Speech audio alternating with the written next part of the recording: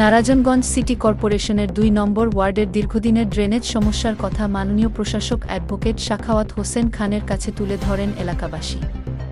বিষয়টি জানার পর তিনি তাৎক্ষণিকভাবে ড্রেন পরিষ্কারের নির্দেশ দেন।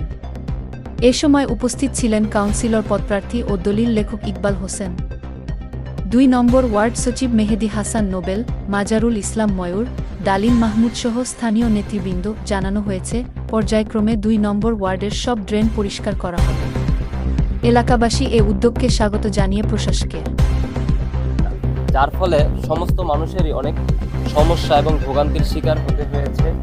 আমরা এই বিষয়টি আমাদের মাননীয় প্রশাসক মহোদয় অ্যাডভোকেট সাখাওয়াত হোসেন খান স্যারকে অবগত করার সাথে সাথে তিনি আদেশ দেন দ্রুত এই ড্রেনগুলো যাতে পরিষ্কার করা হয়।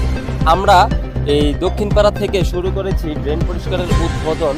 ইনশাল্লাহ আমরা পুরো ওয়ার্ড খুব শীঘ্রই পরিষ্কারের মাধ্যমে মানুষকে সহজ করে দেওয়ার জন্যই এই কার্যক্রম পরিচালনায় অংশগ্রহণ করেছি। আপনারা সবাই আমাদের মাননীয় প্রশাসক মহোদয় অ্যাডভোকেট সাখাওয়াত হোসেন খান স্যারের জন্য দোয়া করবেন, যাতে মানুষের সেবায় তিনি সবসময় নিয়োজিত থাকতে পারেন এবং আপনাদের যে কোনো সমস্যা হওয়ার সাথে সাথে আমাদেরকে জানাবেন, যাতে আমরা তাৎক্ষণিক আমাদের মাননীয় প্রশাসক মহোদয় অ্যাডভোকেট সাখাওয়াত হোসেন খান স্যারকে এই বিষয়ে অবগত করতে পারি এবং তিনি আমাদেরকে একটি সুষ্ঠু সমাধান করে দেওয়ার ব্যবস্থা করতে পারেন। আসসালামু আলাইকুম।